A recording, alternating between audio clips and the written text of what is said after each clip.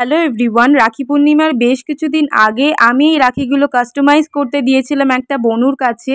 ও কিন্তু খুবই সুন্দর রাখিগুলো বানিয়েছে। আর এখানে দেখো দাদার নাম গুবলুর নাম দুজনেরই নাম দেওয়া রয়েছে।